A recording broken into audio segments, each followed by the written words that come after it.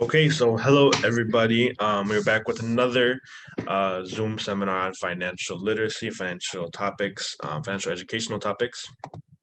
And so just to start off with some brief introduction of the Más Fuertes program, the Chamber, and Len, as well as Asleigh Edgerson from Fund My Future, Milwaukee. So once again, I'm your moderator. I'm Miguel Villafuerte, the Marketing and Membership Coordinator at LEN, and I'm a student at the University of Wisconsin-Milwaukee. Before we started, we wanted to give a thank you to the Greater Milwaukee Foundation, Milwaukee County COVID-19 Fund, the American Family Insurance, Associated Bank, CIBC, and North Shore Bank for the support that they have provided us throughout this Más Fuertes program.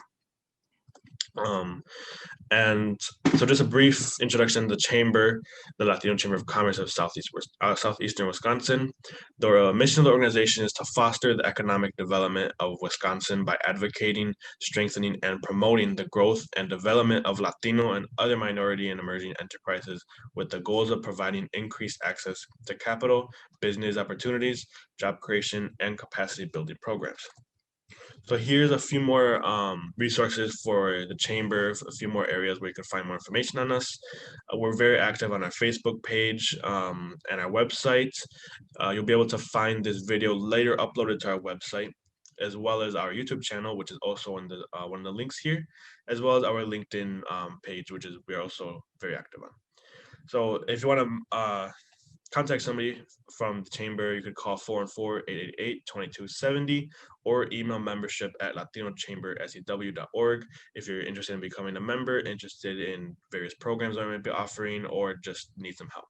We are very always available to help out any minority entrepreneurs or organizations that may need it. So LEN, the Latino Entrepreneur Network of Southeastern Wisconsin, their mission is to promote entrepreneurial awareness and education through bilingual coaching, professional development, and networking. So here are a few more resources on LEN, similar to the Chamber. We're very active on our website, Facebook, LinkedIn, and Instagram pages. You'll be able to find this YouTube. You'll be able to find this on the same YouTube as the Chambers. They share the same channel, LEN and the Chamber. And then at the same number, you can call somebody from LEN, 414-888-2270, or you could email info@lenwisconsin.org for the same reasons that you might for the Chamber, for any COVID help, grants, loans, membership, anything that you might think of. So today, like I said, we do have Asleigh Edgerson back once again, which she'll be speaking about culture, humility. So thank you very much, Asleigh. If you want to give yourself a mini introduction again to our audience. Sure. So and actually I can start I'm going to do that and make it a little bit easier. I can roll right into it. Can you see that? Yeah. Okay, perfect. So hello, everybody, again. I'm so honored to be here today with you guys at LEN and the Latino Chamber of Commerce of Southeastern Wisconsin. Today, we're going to talk about culture, humility, and financial education. I know the last time I had the privilege of being with you all, we were talking about the importance of savings. But I think that we can't have a conversation about savings if we can't talk about opportunities and the way of which we are able to do so. And so now more than ever, we're looking at critically assessing the institutions that we are saving our money with, right? We trust these institutions. We want to be able to see growth financially. But how can we do that if some of these institutions were not built for those individuals in certain communities that want to be able to save in the same way that their counterparts are? And so we're going to talk a little bit about that, really break it down. It's going to get a little in depth in terms of like terminology and things like that, but I'll try to make it short and sweet to the best of my ability. So we're going to jump right into it. Okay, so first things first, we can't talk about our finances without talking about financial capability and financial inclusion. I think sometimes these get to be a little confusing between, what are you capable of doing? And then what options are out there, right? Like we can't spend our money if we can't get money, in which case some of these institutions aren't including us in some of the decisions or the structural decisions that they're making. And so the first things first is, what does being financially capable mean? And that means that you're able to possess the opportunities, same opportunities financially as some of your counterparts in different communities, as well as, and as I mentioned, the ability and opportunity to access certain programs, certain products, like a retirement fund, for example, and some of these services for our counterparts. And so this is a great diagram of just what that means. Basically, want to be financially included in some of these opportunities that are out there in order to grow our finances for our futures. So equally, this is the definition of financial inclusion.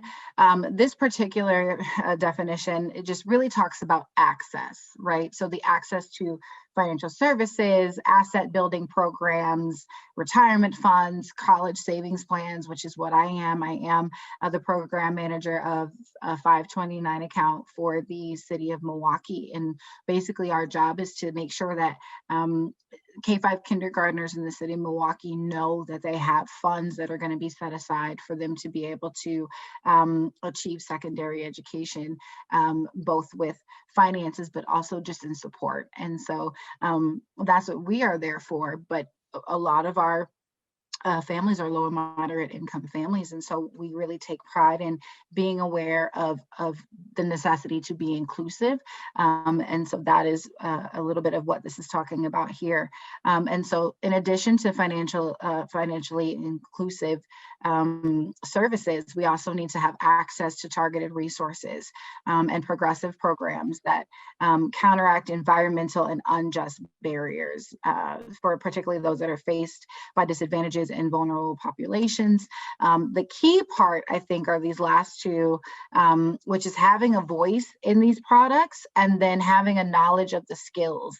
And I think that that's something key that really I think that this program, Lynn and the LCC are really doing, which is making sure that the knowledge and the skills are out there, that you guys are receiving the same amount of education as everybody else. I think that no one really takes the time and the effort to sit down and really walk people through, and not even about some of the traditional services that are out there, but what some things are changed, right? Like we've got things, apps on our phones now. You can take pictures of a check now, you know what I mean? Those resources are out there, but are we making sure that they're being provided in every single community that they have access to? And so that's what being financially inclusive is, and that's important to us. The major thing, and I think now more than ever in our time, we're really seeing what systemic barriers are, right? Like what are some things that the system has put in place that are negating opportunities for certain individuals? For Lynn, I know some of you are entrepreneurs and you're like, well, I just want to be able to get, some of these grants that some of my counterparts are, or you're looking at small business owners that have had to really decide between closing their doors and feeding their families. It's like, none of those things should have to be an option. You should be able to do both.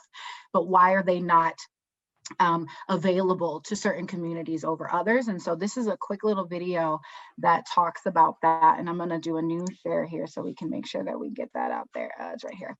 So I'm going to quick play this video, and then I have a question for you, a follow-up question to talk about it.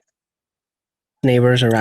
This is Jamal. Jamal is a boy who lives in a poor neighborhood. He has a friend named Kevin who lives in a wealthy neighborhood. All of Jamal's neighbors are African American, and all of Kevin's neighbors are white. Because Jamal's school district is mostly funded by property taxes, his school is not very well funded. His classrooms are overcrowded, his teachers are underpaid, and he doesn't have access to high-quality tutors or extracurricular activities. Kevin's school district is also funded by property taxes, so his school is very well funded. His classrooms are never crowded, his teachers are very well paid, and he has access to high-quality tutors and lots of extracurricular activities. Kevin and Jamal live only a few streets away from each other. So how come they're growing up in such different worlds with such different opportunities for success? The answer has to do with America's history of systemic racism. To understand it better, let's look at what life was like for Kevin and Jamal's grandparents. Decades after the Civil War, many government agencies started to draw maps dividing cities into sections that were either desirable or undesirable for investment. This practice was called redlining, and it usually blocked off entire black neighborhoods from access to private and public investment. Banks and insurance companies used these maps for decades to deny black people loans and other services based purely on race. Historically speaking,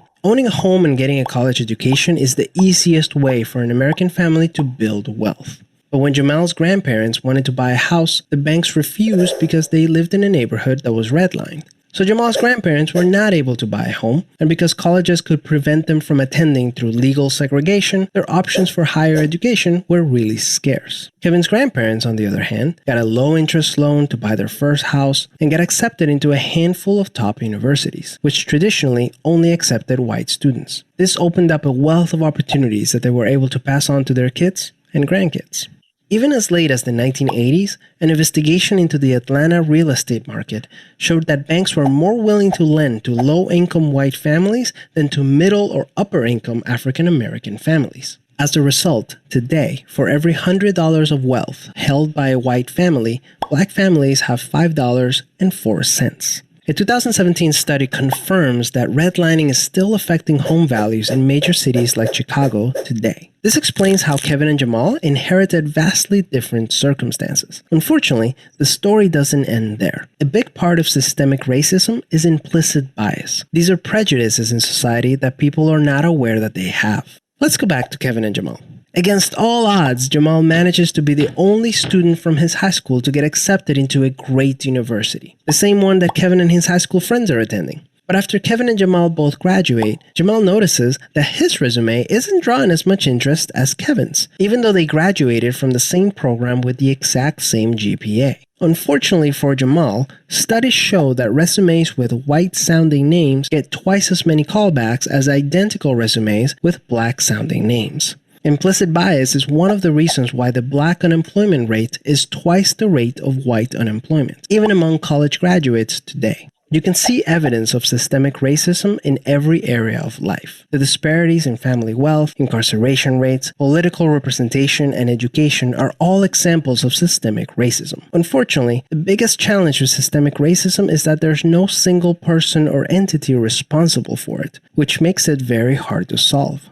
So what can you do? The first thing you can do is work towards becoming more aware of your own implicit biases. What are some prejudices that you might hold that you're not aware of? Second, let's acknowledge that the consequences of slavery and Jim Crow laws are still affecting access to opportunity today. As a result, we should support systemic changes that create more equal opportunities for everyone. Increasing public school funding and making it independent from property taxes would be a great start, so that poor and wealthy districts can receive equal access to resources. Systemic problems require systemic solutions. Luckily, we're all part of the system, which means that we all have a role to play in making it better. Peace.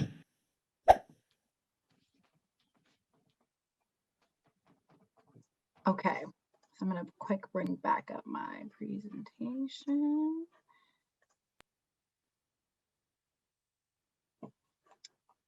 Okay, so that's a lot, and I know that only speaks to a part of the communities that the Greater Milwaukee serves, and so I'm sure there are other things that we can share that really talk about the biases and the systemic racism that happens, the systemic barriers that are put in place for specific communities.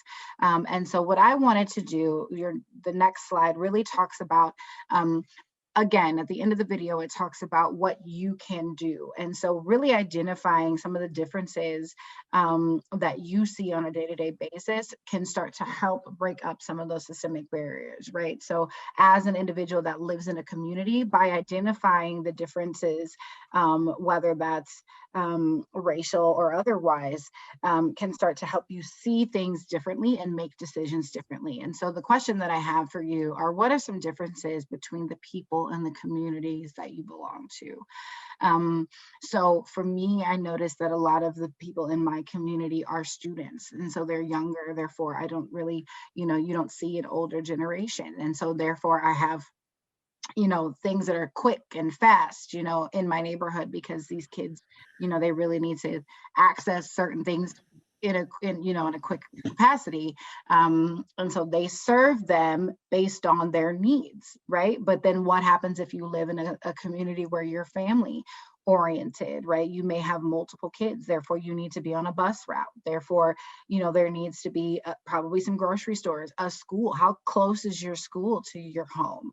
And with that, a financial institution, right? Like if you have access to those financial resources close in proximity to your home or even your business, the people in your communities can really help dictate what are some of these products and resources that are out there. And so I really wanted to put that out there for you to kind of start with the people and then address what their needs are. And that may help you as a business owner moving forward.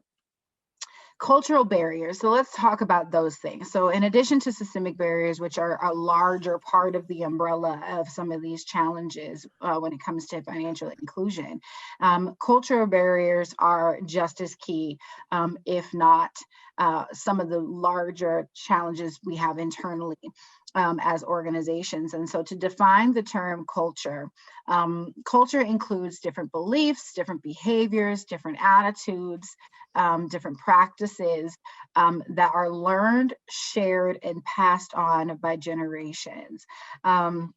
And so one of the other definitions that I had, it says that the definition of culture is a set of guidelines that individuals inherit as members of a particular society and that tell them how to view the world or how to experience it emotionally and how to behave in it in a relation to other people.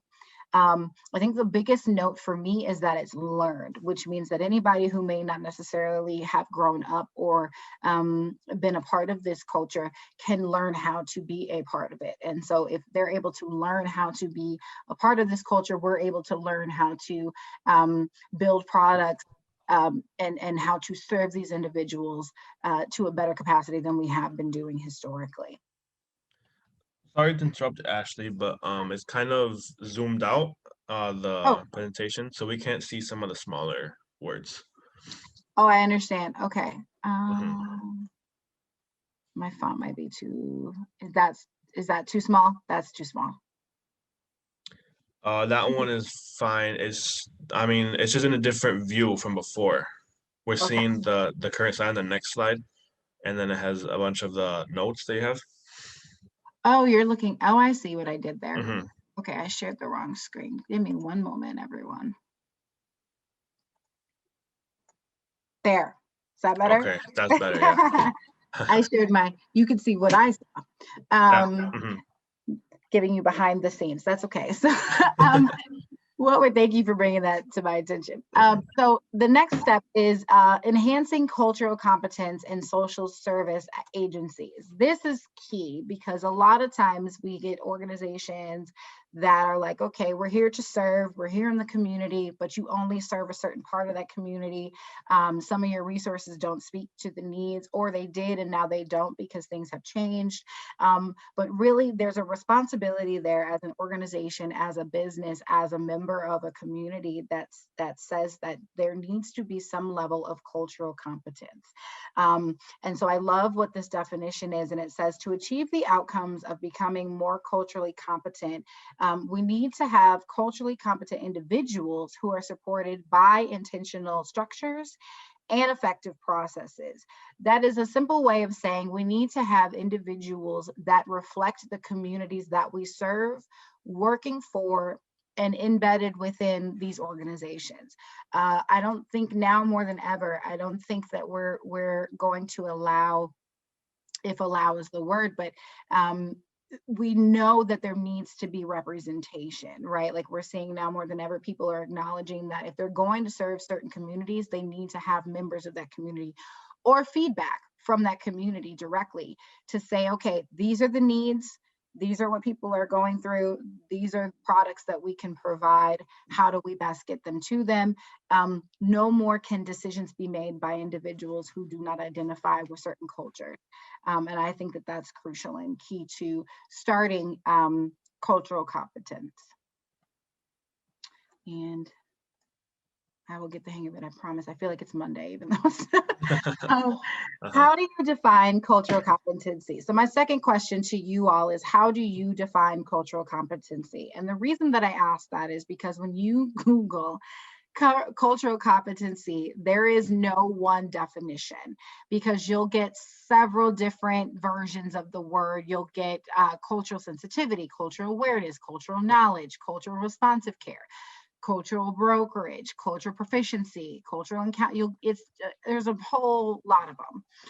And it basically depends on what industry that you're in. But all of it in turn means that you need to be aware of one's biases, one's knowledge, an understanding of a certain cultural group and history, their religion, their historical context. And the most important thing, which makes this all vital, is that all of it is to make sure that the health and well-being of a culture's children and families are being considered.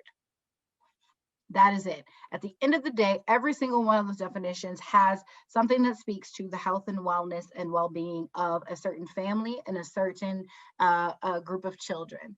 Because at the end of the day, we all agree that that is what is important. However, some of these organizations don't have those things in place for a specific culture, and that's where we end up with the disconnect. And so that is what a lot of people consider the vitality of cultural competency is.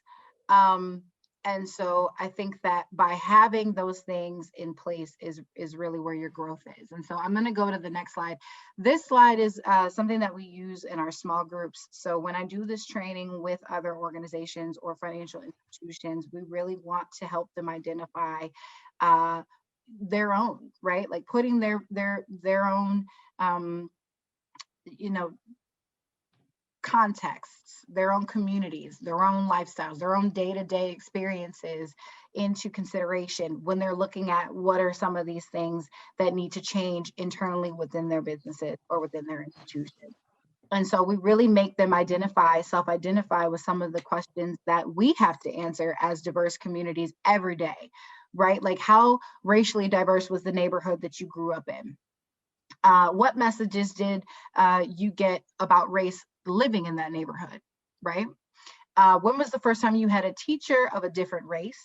How often did this occur? When was the first time you had a teacher of the same race, or how often did that occur? When and how did you first realize that race was treated differently in your society? Who helped you make sense of the difference in treatment, and how did they do so? And the fourth question is, when did you first work in a community that was racially different from the one you grew up in, right? So a major key for us was truly identifying where you grew up, because we all agree that the neighborhoods that you live in, or the experiences that you go through in your childhood, being in a culturally diverse community is a large part of the decisions that you make. And so financially, if I live in a neighborhood where I know that traditionally families don't invest in the financial institutions that are in their area because of a lack of trust, that's going to grow, right? They said that itself. You learn your culture. And so if those are practices that have been passed down to you, why would I trust a financial institution? You know what I mean? It's those sorts of decisions, those sorts of things, just like an education system. The video spoke to the fact that secondary education is also a crucial part of how someone's financially capable, right? But then if I know that a certain institution hasn't engaged in anyone that looks like me, they don't have professors that look like me, I don't know any other students that have attended that institution. Why would I invest? Therefore, why would they, invest back in our community? And then that's where there's a disconnect. And so these questions are really just to prompt these organizations, these individuals, as people who can then take them back to their own communities and really assess, where is the barrier? Where do we need to regroup and decide, okay, if this is what's happening, what is the fix? How can we make this better? How can we show that we are culturally aware? How can we show that, we really want to invest in this community just like we've invested in the others? And so I'll stop there because I can talk about it a lot, but these are just a few questions, and I can always share these with Miguel, and he can let you guys use them at your own meetings and things like that. So next slide. How to be, or cultural humility, right, is important. And what is it, is the definition.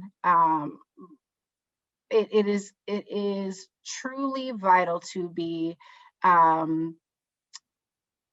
just culturally aware of the different things that are happening in certain communities, and to engage certain communities. And so cultural humility is a huge part of that.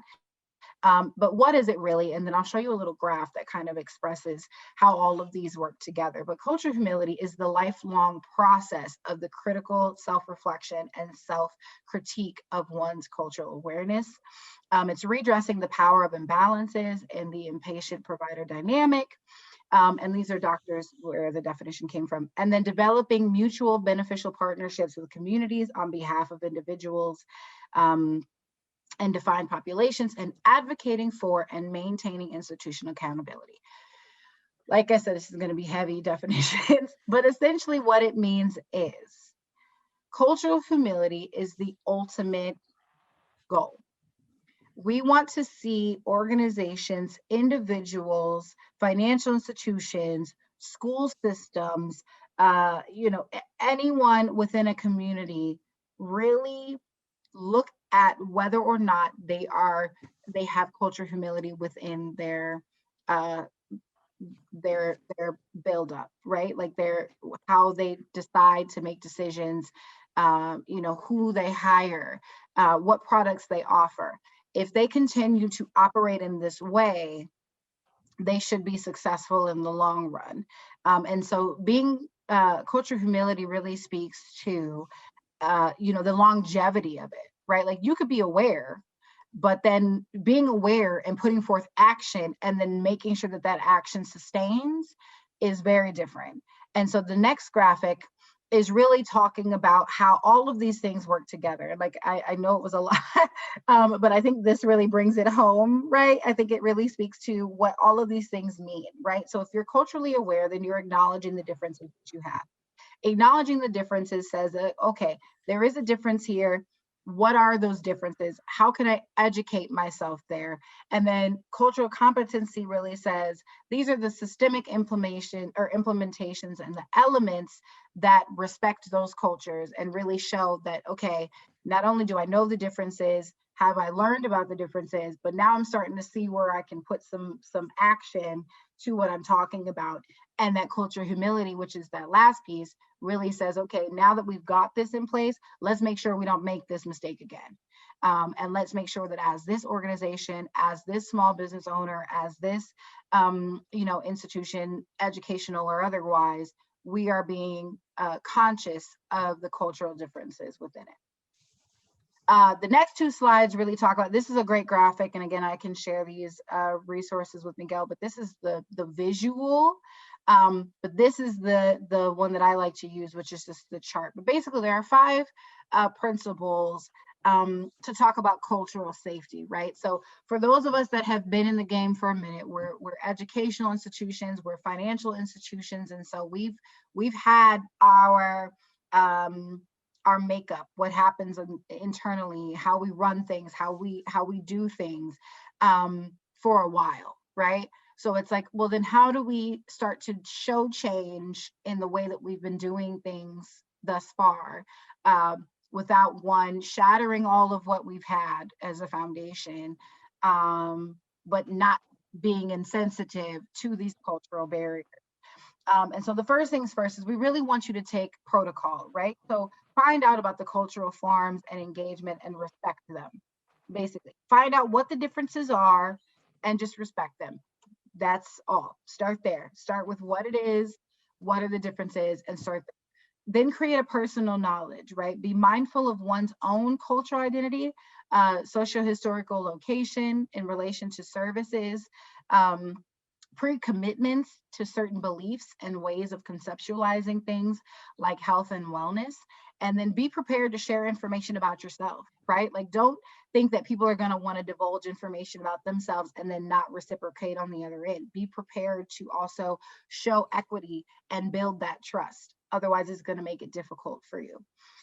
Promoting collaborative practices. I know sometimes, especially in this city, it's a little bit harder to work with other organizations. We seem to want to work in silos. That's why I think that it's great that we're doing this with Lynn and the Latino Chamber of Commerce, because we have to show that the need for financial literacy, the need for education is key. It's important and it's vital for everybody, wherever it comes from. Whoever has the information, I need that, and then I can implement it within my community and then work together to expand that outwards to our community. And so again, I want to say thank you for even considering me and allowing me to be here with you again. And I'm excited about the collaborative work here, but that's a key part of it, is seeking help and working into a joint problem solving is great. Process, engage in mutual learning, learn from them, then they can learn from you, and then check in to make sure, like, am I doing this okay? Like, we built this product here, but I want to make sure that this is right, that we're doing this right, that it speaks to our intentions in terms of being culturally inclusive, and make sure that it fits what the recipient's values, preferences, and lifestyles need. And then lastly, the positive purpose. Ensure that there is a good probability that the positive steps to achieve and serve the recipient's goals can be taken, and that these are likely to be beneficial. Make it matter. And that was huge for me in finding this graphic, because at the end of the day, I think the biggest thing is that we want to make sure that we are seen, we are respected, we are heard, and that there is something that comes out of it. What is the result? What is the ROI, as some of you business-minded people, what am I getting back, right? Like, what is my return on investment here? If you're asking me for my opinion, if I've been in focus group, I've been on conference calls, and you want to get my opinion on how you can make things better, great. And I appreciate being a part of that. But what is the end result, right? Like, how now can I get that loan for my business? How can I not have to decide between shutting my doors in my small business and feeding my family? How do I not have to choose between putting a meal on the table for my children and saving money for their education in the future? Help me with that, right? Like, we have immediate needs. We have immediate questions. We have things that we need to see right now today. And so by me giving my feedback and me giving my insight as a part of this community, this cultural diversity, what am I getting in return is essentially what that one is. Implications for financial education practice. There's 6 primary recommendations to facilitate a culturally responsive and transformative learning approach. And so that's a long way of saying, basically, we want to address the complexities of culture, foster a culturally responsive practice, have asset learners engaging their beliefs in money, adapt curriculum to reflect learners' life circumstances, continually develop strategies for evaluation. That one is key. And remember the financial behavior change in multi-stage practice. So this slide is really just to talk about what it looks like sometimes internally for the process. Same process of really just identifying how you can be culturally aware, but then how do we make sure that being culturally aware also provides that same practice in terms of educating individuals, right? So just make sure that you're culturally aware of why some people make financial decisions. I mean, I'm guilty. I had a grandfather that kept his money in a tin can in a garage. So, I mean, he didn't trust financial institutions. And so be aware that there are some cultures that don't practice that. There are some cultures that have multiple generations in a household. And so their income might be different. How they file their taxes might be different. You might have some cultures, how they save. There are some cultures that believe that you take your assets when you go. and they're buried with you. You're like, you never know. And so it's really just making sure that when you're helping these people make these financial decisions, or as business owners, you're really looking at how you can make these decisions to be inclusive for yourself or otherwise, because I think now more than ever, we're looking for answers, and we need those champions who are able to speak to all of us. In fact, I think that now more than ever, if you are culturally diverse in your products and in your customer base, that might actually make you a little bit higher, because people really want to work with organizations that acknowledge that we're different. We don't spend our money the same. We don't consider certain things vital that some people don't. I don't have any children, and so for me, my savings looks a little bit different than someone that may have to put money into a 529 account, or otherwise. You may have to deal with somebody who's older and they want to start looking at retirement. We don't even know what's going to happen to Social Security. You know what I mean? Like, people's finances are different, and so being diverse is what I'm trying to say is key. This is a quick little graph. Basically, it just is a quick run through of how organizations that are not diverse or have not been diverse in the past can really look at what levels of diversity could be addressed in some of the decisions that they make. And I'm trying to be careful about how I say that, but essentially this is it's an acronym. It's addressing is the word, but there's a gambit of ways that people can be diverse. And so by building this acronym, it really helps them to go down the ladder of like, how could we make sure that we're covering all of these individuals in the decisions that we make.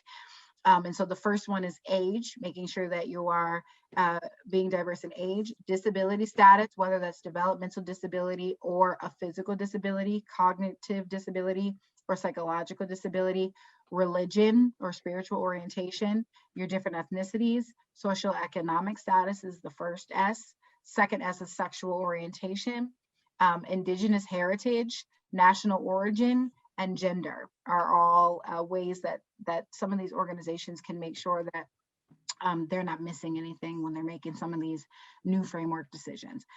Just a couple more slides, I promise. I don't have a whole lot left, but this is just the SMARTIE goal. I think if you were in high school, we had this, and then they added the E, so they told us to, or the IE, but I think it was like in science or something like that, but we were supposed to make strategic, measurable, ambitious, realistic, time-bound, goals, way that we're making strategic decisions, making sure that they're measurable, making sure that ambitious is new, but it's challenging achievement and would need significant progress. Making it ambitious makes it something that the organization will have to really stretch to do. But I think a lot of times it's rewarding in the end once they've accomplished it. So that's important. Making sure that it's realistic, that is key. But again, by having those individuals who represent those communities should make that more obtainable. Time bound, give yourself a clear deadline. Again, what's the ROI? Don't give people like, well, we'll have a product that'll provide more opportunities for small business loans, in the next year or so. It's like, well, I need that in a shorter amount of time than a year. So give everybody a reasonable deadline. Make sure that it's inclusive, as we have been talking about this entire presentation, and make sure that it is equitable. So I intentionally did not include equity for a major part of this presentation until now, because it's part of the acronym. But I think that now more than ever, we're seeing the terms injustice, equity, oppression as a way to really talk about lack of diversity. But what does that mean? And that's why this presentation, the way that it's been set up, is important, because I really want people to see that by identifying these terms, then you're being more strategic on how you make decisions and who specifically we are talking to. By being culturally diverse, it gives you a chance to really identify the differences and how you can make those changes internally as certain organizations or institutions. And so, yes, you should make them equitable. That is the overall goal. But the term equity, I think, is being overly used for that. And I wanted to make that clear. And so that is the SMARTIE goal there. Again, these resources I can provide for you. I do have some space for questions, but if I'm assuming that's not an option based on the platforms. So unless there are questions on social media, that is all I have for you. You're muted. Sorry about that. I got a call. But it doesn't as of now, so that's looking good. However, yeah, I want to say thank you very much for the presentation. It's very important, the cultural humility, awareness, just really being respectful and knowledgeable about other cultures. I know working with Len in the chamber, you know, you really see how they really just feel a sense of relief, knowing that, you know, us Latinos, that we can help them and we're aware of their cultural background, because it does play into financial aspects at times. And so that's why we try to really be very diverse in terms of really being open and very you know, culturally aware of all minorities, because we know this is a problem that all minorities have struggled. And that's why we partner with the African American Chamber and the Hmong Chamber and the Native American Chamber, because we like to, you know, reach all aspects so that any and everybody can come to us and feel that sense of relief of, okay, they don't hold me to this other, you know, standard that isn't true for my ethnic background. And so I also really like the video that highlighted the redlining, because it's something that in my time at UWM I did learn that that's something that even here in Milwaukee that used to happen, you know, a couple years ago, you know. I mean, so it's here in Milwaukee in our southeastern Wisconsin history, and you know, you can see one of the most segregated cities in the US, and the US is an extremely diverse country, and there's immigrants from every different, you know, country coming here. And so I think it's extremely crucial to learn this, to know this, to, you know, be able to have a client come up to you and that you are at least culturally aware and sensitive and respectful to them. So yes, I really think this is a very crucial presentation to have, especially because we do have a lot of entrepreneurs, you know, business owners in our, a lot of members that have business owners. So I think this is an extremely important and very beneficial presentation. Just want to thank you once again, Ashleigh. This is an amazing presentation. Thank you very much for the help you've given us on this one presentation. I don't know if you have any final thoughts, want to, you know, conclude on anything. I honestly just wanted to say that it is awesome that you guys are doing this series. I think that it's now more than ever important to show that organizations, or even just hearing you say that you work with the different Chamber of Commerce to build a network, I think that is key. I think a lot of what we're seeing is that we have a voice as, you know, diversities in certain communities, but for the longest, we've still segregated ourselves from each other, right? Like we've worked in silos because one voice is louder than another voice and whatever. I think working together is the key part of that, and really just showing that united in the fact that you just need to change. There are some institutions that just need to change. And, you know, if you won't, you know, listen to me, listen to Lynn, listen to LCC, listen to the Hmong community, listen to, you know, and we can champion for each other and just say, you know what, we don't necessarily know that, but then there's another community that I know is doing amazing things in that area. And so I think that that is what Milwaukee needs more than anything, is really just to be united in that change needs to happen. And so I think it was great to see what had happened over the summertime, just in the way that we've used our voices. But I think my grandfather taught me a long time ago that working internally is actually a great way to make change, right? Like if we're on the inside, we can do a lot of impact there as well. And so I think as these organizations, we can be examples and show these other organizations it's possible. And to your point where you were saying, you know, having these resources available and with some of these small business small business owners in your chamber of commerce, or even these entrepreneurs, it's like, well, if they can do it, then, you know, heck, some of these larger, you know, billion-dollar financial institutions should be able to do it. So I don't think it's a small feat. I think that, you know, one person can do it and show trust, and then communities will follow that organization, and it'll just trickle from there. So thank you again for having me. And I wish you guys well. So thank you. Thank you very much for, you know, being with us. Actually, we really enjoy you. But yes, again, for anyone who's interested in rewatching this video will stay up on our Facebook pages for Len and the Chamber, as well as we will soon be uploading it to our YouTube channel, which is called the Latino Chamber of Commerce of SEW. And then it'll also be uploaded to the Latino Chamber of Commerce website, where we have all of our other videos in this series also located there. Different financial topics, both in English and Spanish, which can be located there. So, you know, once again, thank you, Ashleigh.